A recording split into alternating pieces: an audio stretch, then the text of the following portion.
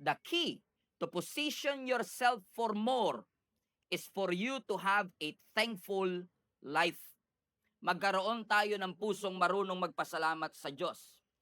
At kapag na-develop natin yung puso na marunong magpasalamat sa Diyos, kahit gaano kahirap ang pagsubok na pagdaanan mo, tinitiyak ko sa iyo, mapagtatagumpayan mo. Ano yung tatlong bagay na sinasabi ni Apostle Paul sa atin dun sa verse na binasa natin, na kalooban daw ng Diyos na ma-develop natin sa ating puso? Balikan natin yung verse 16.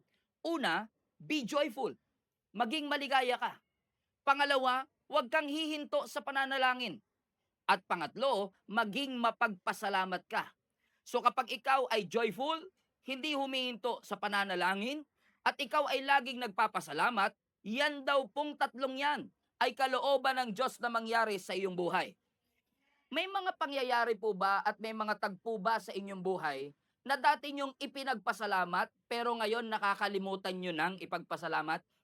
May mga parte ba ng buhay ninyo na excited kayo noon, pero ngayon parang hindi nyo na napagpapasalamat kasi masyado na kayong naging pamilyar at sanay, at dahil sanay ka na, hindi na natin na ipagpapasalamat. Okay. Humihinga po ba kayo? Yung oxygen po ba ninyo, binayaran ninyo? Sino po nagbigay ng oxygen? Si Lord. Kailan po ang huling beses na ipinagpasalamat natin yung oxygen natin? Guilty rin ako eh. Hindi natin yan na ipagpapasalamat. Bakit? Kasi sanay ka na pagising mo may automatic oxygen, at yung familiarity na yon ang nagnanakaw sa iyo ng opportunity para maging grateful. Ang magnanakaw ng gratitude, familiarity. Pag sanay ka na yung nanay mo nagluluto ng breakfast, minsan hindi mo na napagpapasalamat na hindi lahat ng nanay ginagawa yon sa kanilang mga anak. Pero dahil sanay ka na, yung familiarity ang nagnanakaw sa iyo ng gratitude. Hindi mo na pagpapasalamat kasi nga lagi namang nandyan. And to make matters worse, dati mong pinagpasalamat, dati kang excited, posibleng ngayon kino-complain o nirereklamo mo na. Okay. May katabi ho ba kayo, nung nag-a-apply pa lang siya ng trabaho, grabe yung kanyang excitement. Nung first day niya sa trabaho, 7:00 ang pasok niya, 6:00 pa lang bihis na siya. May ganun ho ba kayo? Pero ngayon, kung 7:00 ang pasok, 7:00 gigising. O bakit? Dati siyang excited, huwag kayo masyadong tumawa, baka isipin ng katabi niyo, siya to, no? Dati siyang excited, pero yung dati kang excited, ngayon, hindi naman sa ayaw mo, hindi naman sa kino-complain mo, pero it's just that minsan, nawawaglit sa isip natin na ipagpasalamat na hindi lahat ng tao may trabaho. May mga kilala ba kayong dati excited kung sana magkaanak na ako, at talagang binigyan ka ng Lord ng baby, tuwang-tuwa ka. Nung pagkalabas ng baby, talagang hindi ka makatulog. Nakatingin ka lang sa mata niya, nakatingin ka lang sa pisngi niya, nakatingin ka lang sa ilong niya, pero ngayon, ayaw na kitang makita. Oo, bakit? Yung baby na cute, naging acute. Oo, nung naging teenager na, parang nakakalimutan na nating ipagpasalamat. Siguro nag-exaggerate lang ako, pero you get the point mga kapatid, ano? No, na dati excited kang magkaasawa. Sabi mo, Lord, bigyan mo lang ako ng asawa. Pagsisilbihan ko ang aking asawa. Mamahalin ko siya ng buong buo. Mamahalin ko siya ng buong puso. Ngayon nagkaasawa ka na, isosoli na kita sa nanay mo. Amen. Bigla nagbago ang takbo, no? Dati, when you are opposite, sabi mo, grabe yung asawa ko. Hindi nagsasalita, hindi nag-open up, napaka-mysterious, nakaka-inlove. Tas nung kayo na, mag-asawa na kayo, 10 taon, hindi ka ba magsasalita? Sabihin mo naman ang nararamdaman mo. All of a sudden, you are becoming ungrateful towards it. Pinangarap mo noon, ipinanalangin mo noon na ikaw ay gamitin ng Panginoon to lead other people for the Lord. Na gamitin ka ng Panginoon to lead people, na maging leader ka. Pinag-pray mo yung position for leadership, at nung binigay na sa'yo, you are now trying to despise it or sometimes complain about it. Excited ka before, pero dahil sanay ka na ngayon, nagiging ungrateful ka patungkol sa bagay na ito. Sabi mo sa katabi mo, pakiramdam ko ikaw magiging topic today. Okay, I feel it. I feel it. Everybody say gratitude. Put that in the chat. Everybody say gratitude. Now, kahit hindi ko na po i-define ang gratitude, napansin niyo, no? Kahit nasabihin lang natin yung gratitude o pagpapasalamat, alam na halos natin, nagkakaintindihan tayo pagdating sa gratitude, right? So we understand what gratitude is, pero ipa-define natin. I-define mo nga kapatid, ano nga ba ang gratitude? When I ask and I challenge myself, oo nga no, naiintindihan ko yung gratitude, pero parang ang hirap i-define ng gratitude. Kasi tayo minsan, kapag sinabing mapagpasalamat, ang unang-unang pumapasok sa isip natin kapag gratitude, marunong kang magsabi ng thank you. Tama? Kasi kapag mapagpasalamat ka, dapat marunong kang mag-thank you. And totoo naman, kasama ang pagte-thank you sa gratitude, but gratitude is more than just saying thank you. In fact, sabi ni Rick Warren, ang gratitude daw po is a constant mindset of thankfulness. Ulitin ko, ang sabi ni Rick Warren, gratitude is a constant mindset of thankfulness. Hindi lang ako nag-thank you ngayon, kundi constant mindset na anuman ang tignan ko, anuman ang makita ko, meron akong constant mindset na lagi akong makakakita ng bagay na maipagpapasalamat sa Diyos. Kasi sa gratitude, you can make a poor man rich. Sa ingratitude, you can make a rich man miserable.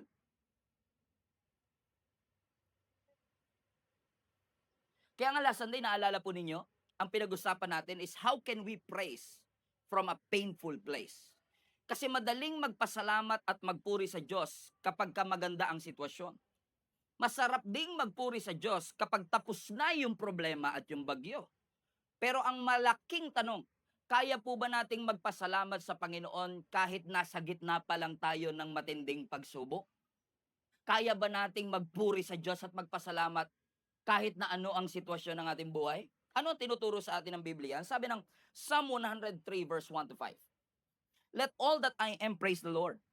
With all my heart, I will praise His holy name. Let all that I am praise the Lord. May I never forget the good things that God does for me. He forgives all my sin. He heals all my diseases. He redeems me from death and crowns me with love and tender mercies. He fills my life with good things and my youth is renewed like eagles. We have so much to be thankful for sa ating Panginoon. Napakarami ho nating dapat ipagpasalamat sa ating Panginoon. At kung wala ka mang maisip na kahit isa, na maipagpapasalamat sa Panginoon, let me remind you this. Lahat tayo deserve natin na mapunta ng impyerno, but Jesus purchased our way out para tayo ay mapunta ng langit. Niredeem ka niya, pinatawad ka niya. And in case makalimutan mong magpasalamat na ang Diyos natin ay mabuti, let me remind you, lahat tayo deserve nating mapunta ng impyerno pero sinagip tayo ng ating Panginoon. Baka masyado lang tayong pamilyar na hindi na natin ito maipagpasalamat. I was reading an article the other day. At sabi ho nila, there are an average of 130,000 airplane na naglaland araw-araw safely. Araw-araw sa buong mundo, 130,000 na eroplano ang safe na nakakalapag. Pero ang nalalagay lang sa balita, yung nag-crash, yung nag-overshoot sa runway. Pero even as I speak, may naglaland na airplane at yung mga taong yun nagpapasalamat, but sometimes hindi natin napapansin kasi sanay naman tayo na laging may lumalapag na safe. Ito'y paalala sa bawat isa sa atin na baka may mga pangyayari at may mga circumstance sa buhay natin dahil araw-araw natin nakikita, hindi natin maipagpasalamat sa ating Panginoon. We ought to give thanks to the Lord for He is God, and we ought to give thanks to the Lord for He is good. Since He is God and He is good, we ought as a Christian to thank the Lord. Everybody say, praise Jesus! At wala na po sigurong illustration pa o story pa sa Biblia that best describes the subject that we are talking about. And that is the story of the 10 lepers. Ito po yung storya ng 10 may ketong na pinagaling ng ating Panginoon. Let's read the whole story. Ang sabi ng Luke chapter 17 verse 11 to 17, as Jesus continued on toward Jerusalem, He reached the border between Galilee and Samaria. As He entered a village there, 10 men with leprosy stood at the distance, crying out, Jesus, Master, have mercy on us. He looked at them and He said, go, show yourselves to the priest. And as they went, they were cleansed of their leprosy. One of them, when he saw that he was healed, came back to Jesus shouting, praise God! And he fell to the ground at Jesus' feet, thanking Him for what He had done. And this man was a Samaritan. Jesus asked, didn't I heal 10 men? Where are the other 9? Has no one returned to give glory to God except this foreigner? And Jesus said to the man, stand up and go, for your faith has healed you. Ganda ng story. Ang sabi ng scripture, habang si Jesus daw po ay nagta-travel towards Jerusalem, napadaan ho siya sa border ng Galilee at Samaria. Para mas maunawaan ng hindi masyadong nakakapagbasa ng Biblia, no? Yung border ng Galilee at Samaria ay parang border ng magkaibigan at magkaaway. So magkaaway na itong Samaria kasi kaawa ng mga Jewish people. So yung mga Galileans galit sa Samarians at yung mga Samaritan galit din naman sa mga Galileans. And Jesus was traveling in the border. A great picture ng ating Panginoong Yesus. Si Lord kasi hindi siya nagde-divide, He unites. And He was traveling in the border of it. As sabi ng scripture, habang naglalakad ang ating Panginoong Yesus, may 10 lalaki na may ketong o skin disease. Nung unang panahon, ang leprosy incurable. Walang gamot yan, parang cancer. So dahil ito ay contagious, madaling kumalat, lahat ng taong may ketong kailangang i-quarantine. Pero surprisingly, itong 10 ito, parang hindi naman sila quarantined, pero kailangan nila ng certain distance. So maaari na hindi severe ang kanilang case, but since meron silang leprosy, kailangan nilang dumistansya. Kaya sabi ng scripture, habang naglalakad si Jesus, itong 10 ketongin, he stood at a distance and they shouted, Jesus! Master, have mercy on us. At sa 10 ito, siyam magkakaibigan, yung isa kaaway. Siyam Galileans, yung isa Samaritan. Siyam na Hudyo, isang Samaritano. Pero pare-parehong isolated. Kasi kapag may leprosy ka, ibig sabihin lang nun, isolated ka. At ang epekto po ng ketong o ng skin disease na ito na leprosy, hindi lang po physical. Kasi physically, more than yung mga sugat-sugat sa iyong katawan, may mga cases ng leprosy na kahit yung mukha nila na de-deform, nawawala sa hugis. Kasi kinakain ng infection yung kanilang laman. So nawawala yung ilong, nawawala yung bibig, nawawala yung mukha nila, nasisira yung kanilang mukha. So just imagine the tragedy na every time natitingin ka sa salamin, hindi mo makilala kahit yung sarili mo. Dagdagan pa natin ng emotional na epekto. At dahil sila ay may leprosy, contagious o nakakahawa, they have to separate themselves. At kung sila ay separated sa community, ibig sabihin separated sila sa kanilang family. Just imagine the hardship na walang yumayakap sa iyo kapag kailangan mo ng yakap. Wala kang makausap pag kailangan mo ng kausap. Just imagine the weight of it. Na every time na nangangailangan ka ng aruga, walang nag-aaruga sa iyo. Hindi ka makapag-provide, hindi ka makapagtrabaho, outcast ka sa society. Dagdagan pa natin, hindi lang physical, hindi lang emotional, pati spiritual. Kasi even the religious people are condemning these lepers. Kasi nga, sila ay simbolo ng karumihan. At dahil sila ay marumi physically, ina-assume na meron silang naging kasalanan and therefore, ang mga taong ito ay dapat lamang na mahiwalay sa atin. Walang cure ang leprosy. Ibig sabihin, kung ang leprosy, mahihiwalay ka sa komunidad, ibig sabihin din na walang cure habang buhay ka ng hiwalay sa komunidad. It is a lifetime of isolation. It is a lifetime of sadness. It is a lifetime of suffering. It is a lifetime of condemnation until they met Jesus Christ.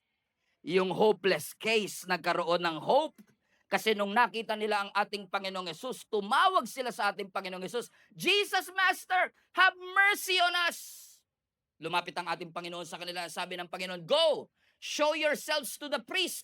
Ipakita ninyo ang inyong mga sarili sa mga priest, sapagkat yung mga priest lamang pwede mag-declare sa kanila na malinis. Ano sabi ng scripture? Kahit na hindi nila nakikita yung progress, kahit hindi sila nakakakita ng kagalingan, sumunod sila sa Panginoon. At sabi ng scripture, as they went, habang sila'y naglalakad papunta sa priest, pinapagaling sila ng Panginoon. Hindi instantaneous ang healing, yung healing progressive, pero ang sabi ng scripture, kada hakbang nila, binabalik ng Lord ang kanilang muka. Kada hakbang nila, bumabalik yung kanilang balat. As they went, they were healed. As they went, patuloy silang pinapagaling ng Panginoon. Ibig sabihin, yung healing o yung pagpapagaling ng Diyos, motion activated. Kung hindi sila hahakbang, hindi sila makakaranas ng kagalingan. Could it be na maraming mga blessing at answered prayer ang hinihingi mo sa Panginoon na kaya hindi mo makuha kasi motion activated yung mga blessing na ito, na kailangan mo mag-step up, na kailangan mo mag-step out, na kailangan mo sumunod sa Panginoon for you to receive the blessing that God has for your life? Ibig sabihin, every step na hahakbang nila, kada hakbang nila, yung sitwasyon nila bumubuti. Kada galaw nila, pinapagaling sila. Kada lakad nila, binabago sila. Kada move nila, they get better. Bumabalik yung kanilang balat, bumabalik yung kanilang muka, bumabalik yung kanilang ilong, pero yung siyam, hindi bumalik sa Diyos. Sabi ng scripture, nung na-realize ng 10 na gumagaling sila, isa lang ang bumalik at nagpasalamat sa ating Panginoon. Bakit kaya 10% lamang ang bumalik sa Diyos? Siguro yung isang tao na ito na bumalik sa ating Panginoon, nung nakita niyang unti-unting bumabalik yung kanyang balat, nung nakita niyang unti-unting bumabalik ang kanyang muka, nung nakita niyang bumabalik ang kanyang ilong, sinabi siguro niya sa kanyang sarili, masyadong mabuti ang Diyos sa buhay ko para hindi ako bumalik sa Diyos at magpasalamat sa lahat ng bagay na ginawa ng Diyos sa aking buhay. Masyadong tapat ang Panginoon sa aking buhay para hindi ako magsimba linggo-linggo. Masyadong mabuti ang Diyos sa akin para hindi ako matutong manalangin at magbasa ng kanyang mga salita. Because of God's faithfulness, it will enable you to go back and praise the Lord for everything that He has done. And watch this. And surprisingly, ang sabi ng verse 17, pagbalik ng lalaking ito, bring it back. Ang sabi ni Jesus Christ, hindi ba 10 ang aking pinagaling? Didn't I heal 10? Where are the other 9? Sabi natin, Panginoong Hesus, di ba 10 kayong gumaling? Pero bakit iisa lamang ang bumalik para magpasalamat? Parang sinasabi ng Panginoon sa kanila to, hindi sa inyo, wag niyong sarilinin ha, baka sipin niyo kayo to. Parang sinasabi ng Panginoon sa kanila, paano nangyari na tumanggap ka ng blessing? Paano nangyari na yung siyam tumanggap ng blessing pero hindi bumalik at nagpasalamat? Parang hindi ma-reconcile siguro ng isip, no? Na parang paano nangyari na siyam yung gumaling pero isa lang yung bumalik? How can you be so blessed and not be grateful to the Lord? Paano nangyari na pinagpala ka ng Diyos? Paano nangyari na binigyan ka niya ng trabaho? Paano nangyari na binigyan ka niya ng anak? Paano nangyari na hindi ka nauubusan ng pagkain sa refrigerator mo? Paano nangyari na limang beses ka kumakain sa isang araw? Paano nangyari na hindi ka nawawala ng trabaho and yet you're still ungrateful? How can you receive such blessing from the Lord and still be silent about it? How can you be so blessed and not be vocal about it? And you know, every Sunday that we come to church, lagi namin sinasabi sa iyo, let's praise the Lord. Let's give thanks to the Lord. Not to manipulate you to praise, not to manipulate you to give that thanks to the Lord. Because ang thanksgiving, o ang pamumuhay ng pagpapasalamat, you cannot manufacture it sa buhay ng iba. Hindi ka, bigay ko sa ito, pasalamatan mo ang Panginoon. You cannot do that. But what we can do is this. When we say praise the Lord, we are reminding you, pinapaalala po namin sa inyo na tignan po ninyo ang inyong buhay. Look at your life and see all the great things that God has done in your life. Na kung paano ka nakarating sa tagpong ito. Na noong 2020, akala mo hindi ka makakasurvive. Noong 2021, takot na takot ka sa second wave ng COVID. Na noong 2022, hirap na hirap kang ibalik yung negosyo mo. Noong 2023, muntik na malugi ito. Pero noong 2024, nandito ka pa rin. At ngayon, September 1 na, Merry Christmas na naman. Mag-Happy New Year na naman tayo. And you're still alive. You're still here. And you're still serving. Is there anybody here na hindi magpapapigil sa ating Panginoon na pasalamatan siya sa lahat ng kanyang kabutihan? Nasaan ang siyam? Sigawan mo nga yung katabi mo, sabi mo, nasaan yung siyam? Asa na nga ba yung siyam na yan kasi? Ano ba, spekulasyon ko lang ha. Siguro yung siyam, tumuloy dun sa priest. Pina-check nila yung kanilang case. Oo nga no. Clean na ako. Malinis na ako. At dahil siguro malinis na sila, na-miss nila yung yakap ng kanilang pamilya, na-miss nilang makapagtrabaho, bumalik sila sa kanilang pamilya, bumalik sila sa kanilang trabaho, na hindi masama. Pero nakalimutan muna nilang unahin na magpasalamat dun sa nagbigay sa kanila ng kagalingan. Amen? Nakareceive pa rin sila ng blessing. Gumaling pa rin sila sa ketong. Pero tingnan nyo to. Pero yung bumalik kay Jesus, may bonus. Okay? Kasi ang mga taong grateful, may bonus.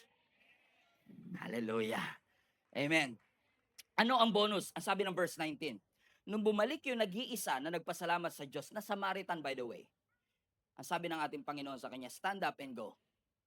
Kasi lumuhod siya sa harapan ng Panginoon, Lord, thank you, salamat po. Ang sabi ng Panginoon, stand up, tumayo ka, and go.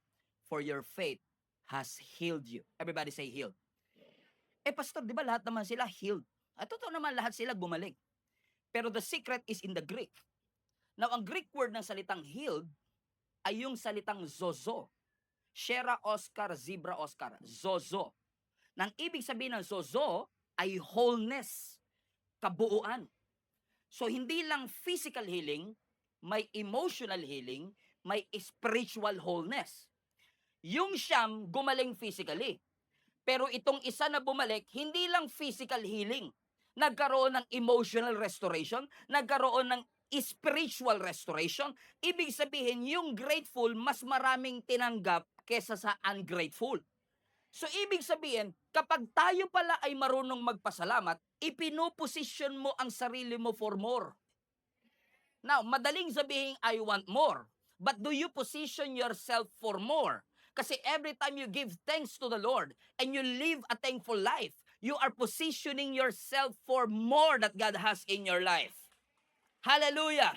How many among you wants to position yourself for more? Everybody say more. Put that in the chat. More. Sino sa inyo gusto ng more? Dapat maging thankful. Ang tanong, paano maging thankful?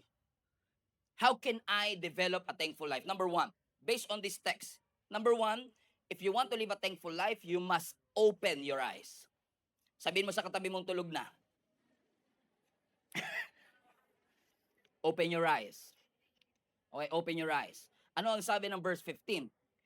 Nung naglalakad na ho sila pabalik sa priest, ang sabi ng scripture, yung isa sa kanila, tingnan mo, siyam silang pinagaling pero isa lang yung nakakita. One of them, when he saw that he was healed, he came back to Jesus shouting, Praise God! Lahat sila gumaling, pero siya lang nakapansin. Hindi ka kasi talaga makakapagpasalamat pag hindi mo napapansin yung mga bagay na dapat mong ipagpasalamat. Salamat sa Lord sa 6-digit na laman ng bank account mo. Salamat sa trabaho mo na sumusweldo ng 6-digit. Salamat sa business mo na may 3 branch. Pero may mga bagay pa sa buhay mo na kahit wala kang business, kahit wala kang sasakyan, kahit wala kang bahay, kung bubuksan mo lang yung iyong mata, marami kang maipagpapasalamat sa Panginoon. Kasi po ang gratitude, it will allow you to see the circumstance in a different light. Binabago ng gratitude yung focus mo from problem to problem solver. Dati lagi ka nakatingin sa problem, pero pag may gratitude ka, nakatingin ka na sa problem solver. Dati kung hindi ka grateful, nakatingin ka lagi sa sickness. Pero yung gratitude, itutuon ka niya sa healer. Dati nakatingin ka sa lack, ngayon nakatingin ka sa provision. Dati lagi mo nakikita addiction. Ang pinapakita ng Lord sa'yo, freedom. Paano nga ba tayo magpapasalamat sa Panginoon? Let us learn to acknowledge. Open your eyes. Hindi mo nakuha yung promotion, pero buksan mo ang mata mo. Marami pang ipagpapasalamat. Alam kong hindi na-approve ang visa papunta ng Canada, pero buksan mo ang mata mo. Marami pang opportunity sa paligid mo. Alam kong hindi okay ang sitwasyon ninyong pamilya, pero buksan mo ang mata mo. Opportunity ito for restoration and reconciliation. God is opening up doors. Kailangan mo lang buksan ang iyong mga mata. Nga lang, pag lagi kang inggit, nakapikit talaga. Di ba? Sabi nga, pag inggit, pikit. Talaga. Pag inggit ka, nakapikit ka lagi. Hindi ba? Di ba? Kailangan buksan mo. Ang kalaban ng gratitude, inggit. Ang kalaban ng gratitude, comparison. Masaya ka naman doon sa ulam mo nung nakita mo nag-push yung isa, steak na naman siya. Ako, barbecue steak. Steak. Comparison, narcissism, cynicism, pessimism, lahat na lang. Lahat ng to, hinahadlangan po ang puso mo na makapagpasalamat sa ating Panginoon. This kind of mindset na lagi kang naiinggit, this kind of mindset na lagi po tayo nagkukumpara, is knocking out the gratitude in your heart. Nagkikreate pa yan ng entitlement sa atin. Alam mo, naniniwala po talaga ako. Ako, I'm a strong believer na kapag ang tao entitled, feeling entitled, hindi siya talaga grateful. Oh, kasi kapagka hindi ka grateful, parang feeling mo lahat ng mga bagay na meron ka, deserve mo naman kasi pinaghirapan mo, eh. For example, niregaluhan ka, tulad ngayon September na, eh, ako pa naman all year round tumatanggap ako regalo, eh. Any month, any day. Kayo din 'no? Kayo rin, okey? Pero tignan mo, sa Pasko 'no, pag-iisipan mo yung regalo mo dun sa taong yun, ano kaya reregalo ko sa kanya? Tapos nung niregaluhan mo na, sasabihin pa sa'yo, "Finally, niregaluhan mo rin ako." 'Di ba parang nakakainis? 'Di ba? Parang pinag-isipan ko tapos sasabihin mo final, parang entitled na entitled siya na, "You're too late, dapat dati mo pa 'yan ginawa." Nung prinomote ka, sabi mo sa boss mo, "Finally boss, 6 months ko nang inaantay 'to." Imbes na maging grateful, pakiramdam niya, 6 months ahead pa dapat nangyari ito sa kanya at dahil 6 months late, hindi ko na ipagpapasalamat, late na siya, eh. May entitlement mentality, kaya hindi tayo nakakapagpasalamat sa ating Panginoon. Listen to me, marami pong bagay sa buhay mo. Buksan mo lang ang mata mo, maipagpapasalamat mo sa Diyos. Amen po ba mga kapatid? Hindi man aircon yung ating bahay, wala man tayong kotse, wala man tayong sariling sasakyan, pero may mga anak po kayo. May nakakain tayo araw-araw. Yung iba nga mayat maya pa. Hindi lang araw-araw, maya-maya.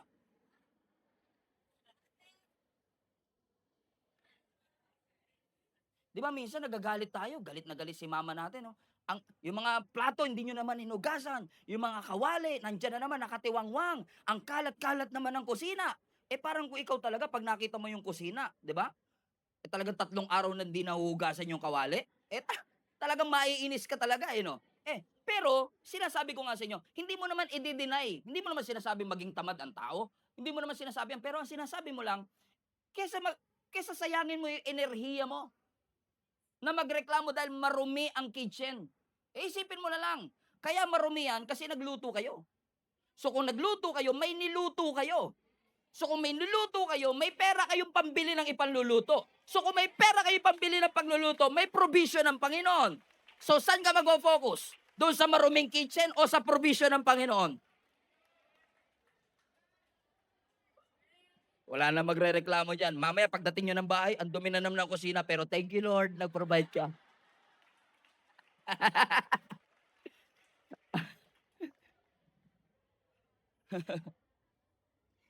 Lagi ko na 'tong ginagamit pero marami pa rin din nakakarinig nito, tsaka yung pastor naman paulit-ulit, so gagamitin ko ulit. May quiz ako sa inyo, may exam ako sa inyo. Sa bahay ninyo, ilan ang pintuan ninyo? Yan. Ilan ang pinto niyo sa bahay? Pinto sa harap ng bahay. Siyempre alam naman may bahay ka walang pinto. Pinto sa harap ng bahay. Pinto sa likod ng bahay papunta ng swimming pool. Sana all may swimming pool. Okay? Pinto papunta ng CR. Pinto papunta ng kwarto. Mga 3 o 4 na pinto. Tama? Pero malamang, hindi nyo nabilang yung pintuan ng ref, yung pintuan ng cabinet. Saan kayo kumukuha ng pagkain? Sa ref. Saan kayo kumukuha ng damit? Sa aparador. Nilalagpas-lagpasan nyo lang yung pintuan. Lagi kayong pinapakain nun. Lagi kayong dinadamitan doon. May mga bagay ba sa buhay ninyo na hindi nyo binibilang na blessing ninyo? Kasi nilalagpas-lagpasan nyo lang kasi sanay na kayo eh. Pero kailangan buksan ng Lord ang mata natin na makita natin ito. Be thankful. Ito mahirap tanggapin. Matuto po tayong makontento. Tinuturo po ng Biblia yan. Matuto tayong makontento. Hindi ko sinasabing huwag ka nang mangarap. Hindi ko sinasabing huwag ka na magplano at maging tamad na lang.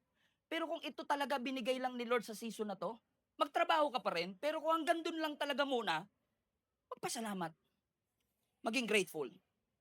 Dahil kahit na minimum wage ang sinusweldo mo kapatid, or somewhat a little below the minimum wage, at some point may mga tao pa rin walang trabaho.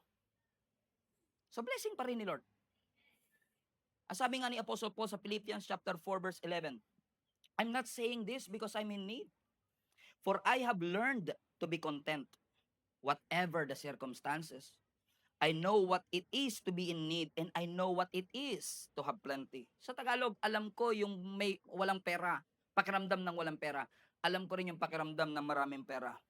But I've learned the secret of being content in every situation, whether well-fed or hungry, whether living in plenty or in want. Learn to be content. Open your eyes for you to be thankful. Pag-uwi mo ng bahay, start to notice things that you have na posibleng wala yung iba. And your heart will be filled with gratitude. Number 2. Number 1, open your eyes. Number 2, open your mouth. Okay, open your mouth. Ano sabi ng verse 15? Balikan natin yung verse natin kanina. One of them, when he saw, that's point number 1, when he saw that he was healed, he came back to Jesus shouting, "Praise Jesus!" How to be thankful? Acknowledge ano yung pagpapasalamat mo. Open your eyes. And number 2, maging intentional ka na i-express ang iyong pasasalamat sa Panginoon. Open up your mouths and say, "Thank you, Jesus!" Kailangan sa gratitude, ini-express. Nagpapasalamat po ba kayo sa inyong asawa? I-express mo. Nagpapasalamat po ba kayo sa buhay ng inyong mga kamag-anak? I-express mo siya. Sabihin mo, wag mo i-assume na, alam niya na yan, naiintindihan niya na yan. And you'll be surprised, inaantay din niyang sabihin mong masarap ang luto niya. Inaantay din niyang sabihin mo na salamat pinaglutuan mo ko, salamat pinagplansya mo ko, salamat na hinatid mo ko sa school, salamat sa tuition fee ko, salamat nagpo-provide ka sa pamilya namin, salamat hindi mo kami kinakalimutan o pinababayaan. Gratitude is not silent. Do not withhold yung gratitude. Amen?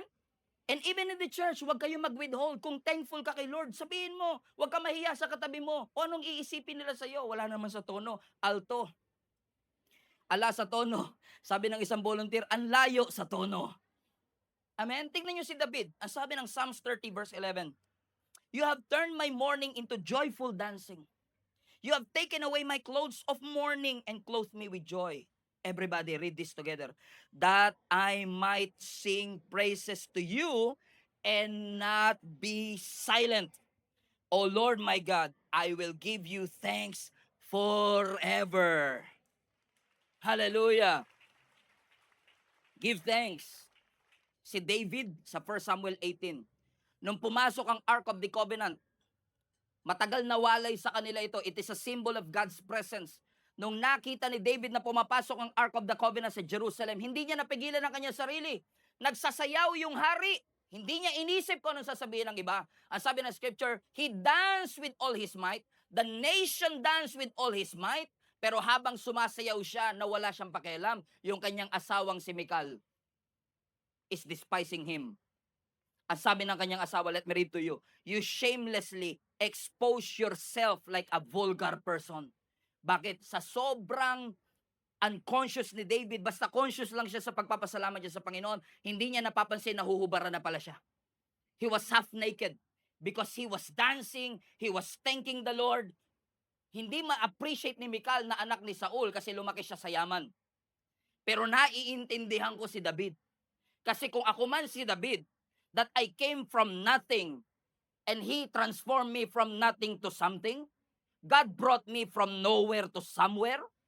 He turned me from nobody to somebody, from zero to hero, from shepherd to a king. Hindi mo talaga ako mapipigilang magpuri sa Diyos sa lahat ng bagay na ginawa niya sa aking buhay. Minsan lang po talaga, hindi natin ma-appreciate kung bakit ganyan kaingay ang katabi natin kapag nagpupuri. Kasi hindi natin alam yung pinagdaanan niya. In fact, the fact that he was here is a miracle in and of itself. Muntik na yang hindi matuloy. Kaya nung natuloy, grabe ang pagpupuri. Samantalang ikaw, tinatamad ka pa kanina. Tapos ngayon, naiinis ka. Sino ba naman to? Yung kamay mo, umaabot na dito sa akin. Bakit? Para sa taong yan, constant ang pag-ibig ng Diyos, constant ang faithfulness ng Diyos, constant ang kabutihan ng Panginoon, constant din ang pagpupuri ko sa Diyos. Maaari sinasabi na iba sa inyo, Pastor, gusto ko naman, kaso hindi talaga yan ang personality ko. Tsaka po kasi, member po kasi ako ng Army, ng Navy, ng Police. So, pag nakita nila ako, nagbibideo pa naman kayo dito, baka pag nabidyohan nyo ako, mapublish ako sa Facebook, ano naman ang isipin ng ibang tao sa akin? Well, naiintindihan ko kung saan tayo nanggagaling that we have different personality. Pero what fascinates me is this. Bakit kapag may hinihiling pa lang tayo kay Lord, vocal tayo? In fact, kung babalikan nyo yung story na to, balikan natin yung story. Sabi ng verse 12, hindi ko to nakita ever. I preach this passage at least once a year. Pero I've never seen this. Sabi ng verse 12, Nung pumasok si Jesus sa village, 10 men with leprosy stood at a distance. Verse 13. Everybody read. Crying out, Jesus!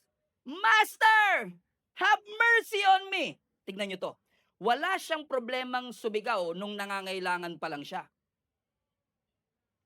Pero nung binigay na yung pangangailangan at sagot sa kanyang panalangin, biglang, nahiya ako eh. Doesn't make sense, di ba? Bakit? Kung malakas ang panalangin, dapat malakas din yung pasasalamat. Diba? Kung wala tayong hiya kapag tayo ay, amen, kung hindi tayo nahihiya, rather, hallelujah. Kung hindi ka nahihiya na manalangin sa Panginoon, lumuhod sa Panginoon, gumapang sa Panginoon, Lord, ibigay niyo po. Lord, pagalingin niyo po ako. Lord, ibigay niyo po yung promotion. Kung hindi tayo nahihiya nung nananalangin pa lang tayo, mas lalong hindi tayo mahihiya kasi ngayon sinagot na ng Diyos ang ating mga panalangin. Loud praise! Loud pray! Doesn't make sense because gratitude is not silent. It's not silent. It's not silent. Everybody say, be thankful. Everybody say, be grateful. Now, before I go to point number 3, and then we will close, let me just say this to you. When I say gratitude, pag binabanggit ko pong be thankful, hindi ko lang sinasabing be thankful sa Diyos. Because yes, we need to be thankful sa Diyos. Pero kung tayo ay nagpapasalamat sa Diyos, sana po, matuto din tayong magpasalamat sa ginamit ng Diyos. Hindi lang sa Diyos, kundi sa ginamit ng ating Panginoon. Amen? Salamat sa Panginoon na kumain ka sa restaurant. Pero salamat, Lord, sa ginamit mong waiter para maghatid ng aking kakainin. Lord, salamat sa kagalingan, pero salamat din po sa mga doktor at mga nurse na ginamit mo para i-facilitate ang aking operasyon. Bakit? Masarap magpasalamat sa Panginoon sa lahat ng blessing na natatanggap natin, pero marunong ba din tayong magpasalamat sa mga taong ginagamit ng Diyos para dalhin sa atin yung blessing na maaaring hindi natin deserve?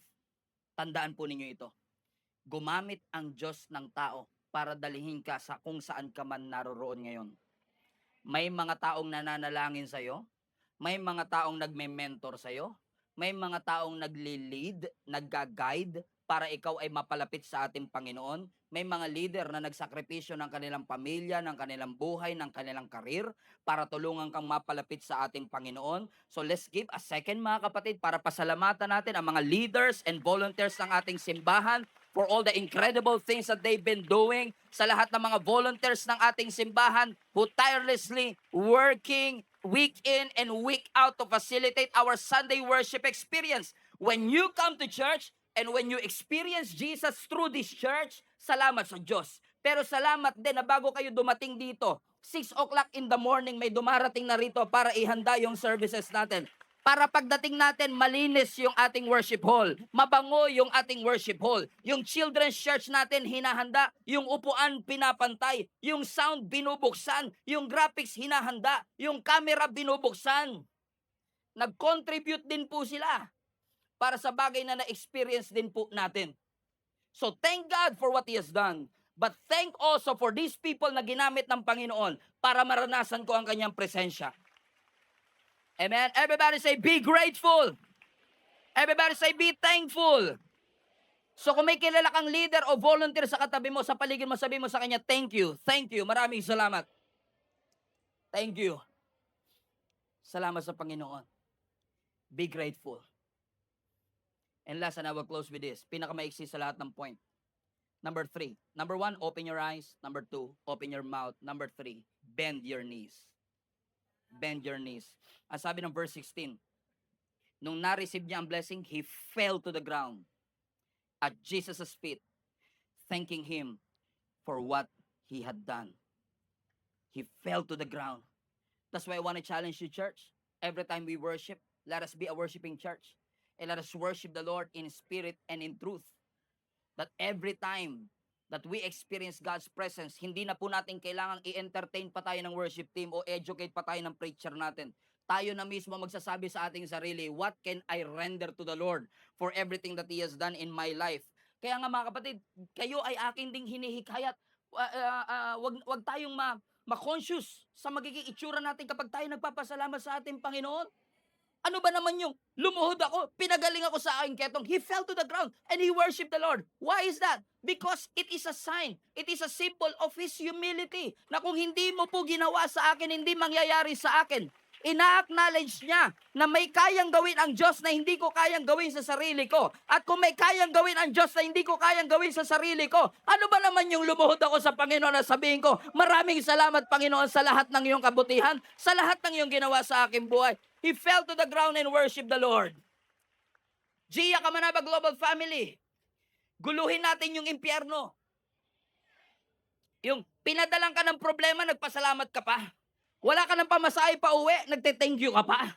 Hindi mo alam kung may mailuluto ka pa bukas pero nagpapasalamat ka pa sa Panginoon.